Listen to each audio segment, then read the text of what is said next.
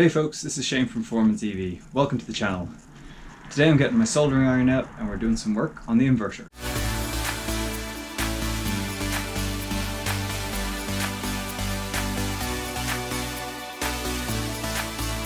Hey folks, welcome back. For those of you new to the channel, this is my project to put a Nissan Leaf motor into a Porsche 911. We've been doing videos looking at both the car itself and the Nissan Leaf motor and its controls. Over the last few weeks I've been doing a fair bit of work on the car with removing the engine and investigating the space I have, and now I'm just kind of waiting on that side of things for a few parts to arrive and a little bit more equipment, which means I can put my attention back on the motor and its controls, so the inverter. Now, as you have seen in some of my older videos, we were spending quite a lot of time investigating the CAN side of things, trying to control the inverter that way. This was going to be one way I was looking at controlling the inverter as we work through trying to get control of it and see what sort of power we can get out of it. Going down that route obviously would have left us at the whatever power Nissan had tuned it to. Now, while I'm comfortable that I understood the CAN commands and the logic behind it, including like the checksum of which messages need to be sent, I was having problems with the actual network side of things and the communications getting blocked whenever they were connected to the inverter. The only way around this was going to be to spend quite a bit more time and probably a bit more money getting better equipment and boards to be able to send those CAN messages. I was using very cheap stuff off eBay, and I kind of weighed that up in terms of the overall project and trying to get this live, and I decided that for the moment I'm going to actually progress all the way through to, I guess, the second phase of things, which was to put a different logic board into the inverter, which will give us more control over what we're doing. The motor in the power stage on the Nissan Leaf can definitely handle more power than Nissan have it tuned for, and by using a replacement logic board with the existing power stage, I can see how much we can actually get out of that. I think we'll probably hit a limit on the inverter before we hit a limit on the motor, so there might be a future stage after this where we get a totally custom inverter with a slightly beefier power stage and potentially the same type of logic board. So this video anyway, I've gotten the components for this logic board. It's a combination of having to build out an adapter that fits into the Nissan Leaf with then a plug-in board that actually contains the logic. So why don't you join me as we build it out, and I'll take you through the different components and we'll get it at least installed into the inverter, and then we can start taking this project forward. So here's the Nissan Leaf adapter board. It's designed to follow the shape of the native Nissan Leaf board, so it should bolt in perfectly, and then it takes the inputs and outputs that the Leaf will send or receive and converts them through resistors and capacitors into what the new logic board needs, and then the logic board actually does the processing. So let's get building.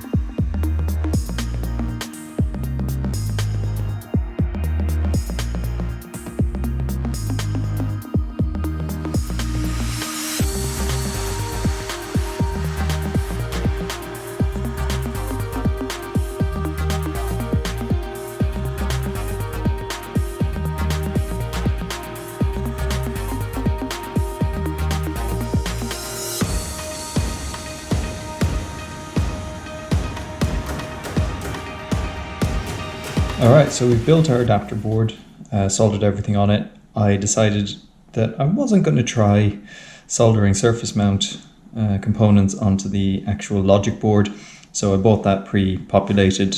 All I had to do was solder in the adapters or the connectors to align it into the adapter board, and a connector to add in a Wi-Fi dongle to allow us to play with the software.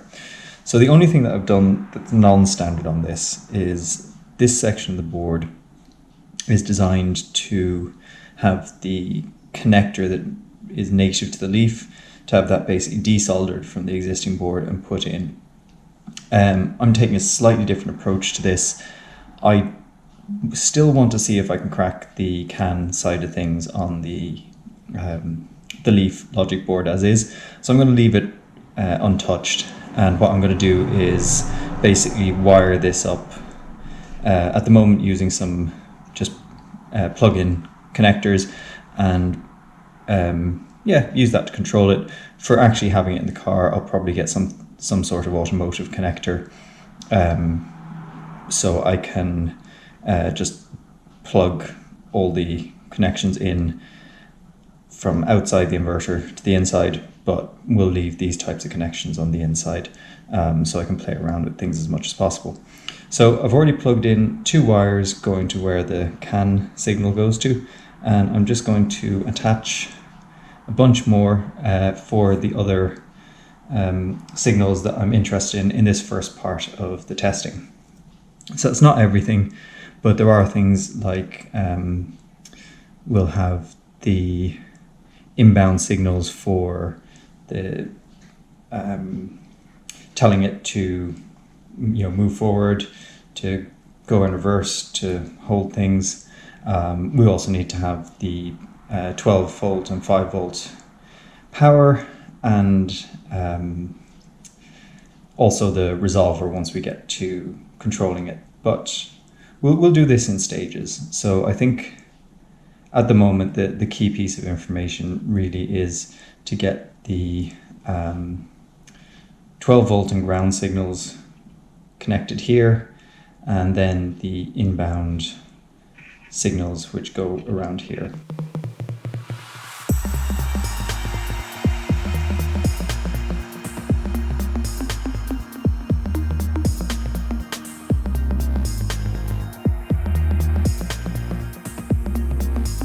So there we've got an array of wires coming out. Going to create a little mini wiring harness that will plug into these then to allow us to connect to various components. So essentially we've got power over here, then in this kind of block we've got a combination of resolver connections for throttle input, the twisted CAN, as well as inputs for telling the motor that it needs to go into reverse, or that it's got the parking brake on, or that it needs to switch on. So these are all kind of key pieces of information. So now we've got something to connect to, and we'll go from there. We're going to try and fire up this board standalone for the first time. No idea what's going to happen. I haven't tried this yet off camera or anything like that. So let's see.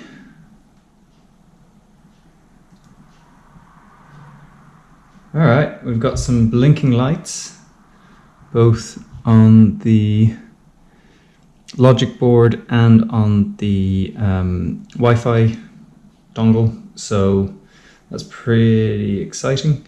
I'm just going to go off camera quickly and see if I can log onto the Wi-Fi, and then we'll see if we can see the software for controlling the inverter. Okay, this is quite exciting. So we've got power to our open inverter logic board sitting on a Leaf adapter board. We've got the Wi-Fi dongle plugged in, and I've got the tablet running the software to look at the inverter, and we have all sorts of cool stuff showing up. So basically this is the this is the interface where I'll be able to look at what's going on in this board, either to set up configuration on how I expect the motor to run. So that's what kind of these values here need to be set for. So I'll need to do some digging, read through the documentation again and make sure I'm happy with what's set up here. And then once that is set up, it will I'll then be able to see values on here that are potentially coming in from the inverter or from other items. So this is a big step in the right direction. So next thing is to play around with this board a little more and then install it into the inverter and start wiring things up. I'm not going to wire everything up straight away. We'll do it gradually and make sure that everything's working before we move on to the next phase. That's very exciting, big milestone hit. So now that we've got our drop-in board built and some of the wiring kind of connected, we've taken a look at making sure it can connect to a tablet so we can edit settings and stuff. The only thing we can really do now, or the only logical next step, is to put it in our inverter in place of the Leaf logic board. So let's get to it.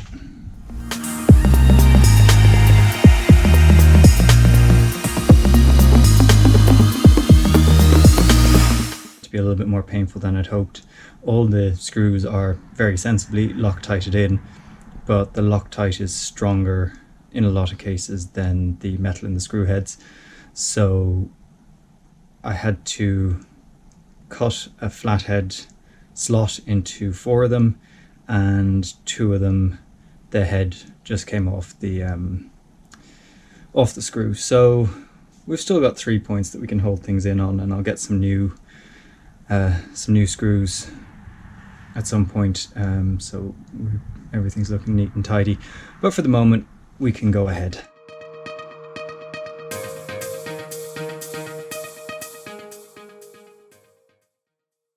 So there we've got the heatsink for the logic board, and yeah, a couple of screws that we can use as studs to line everything up, and then the rest we'll actually screw something through. So let's get the new logic board.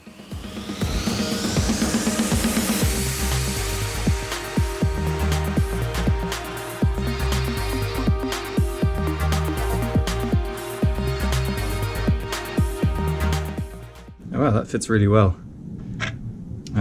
So yeah, we'll screw in what ones we have, and yeah, it should be good.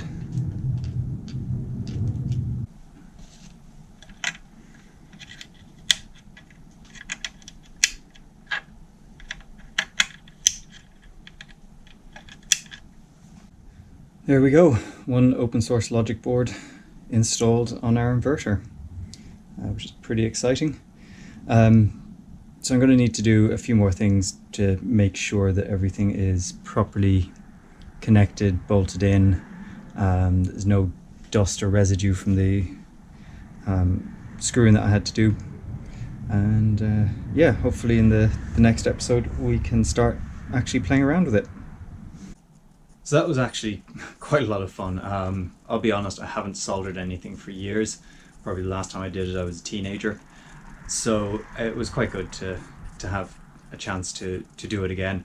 I'm very glad I chose not to buy the unpopulated logic board itself, because that was really small surface mount components, and I dread to think what sort of mess I would have made of it. But we've got it installed in the inverter now, and basically it's ready to start doing some tests. I'll try and document as much of that as possible, and whatever's interesting or relevant I'll put together as a video. I'll be going through this as you would with any other software testing, setting up some configuration, testing a bunch of scenarios, seeing what's happened. I don't know how long it will take me to actually get it 100% working and turning the motor, but we'll get there eventually. It's really interesting to see this logic board which has kind of been built to quite a generic design, so that it can power a range of different, or control a range of different types of motors, compared to the complexity that's built into the Nissan Leaf one. There's a much more simple, elegant design, I think, on display here, and it's going to be interesting to see what sort of control we get out of it. But yeah, thanks for joining me on this. As I say, I'll show you much more about this board as I get my head around it and we get to grips of what it can actually do. But till then, thanks for joining us. If you've liked what you've seen and you're not already subscribed, please consider subscribing. Throw in any comments or questions you might have. But till next time, see you then.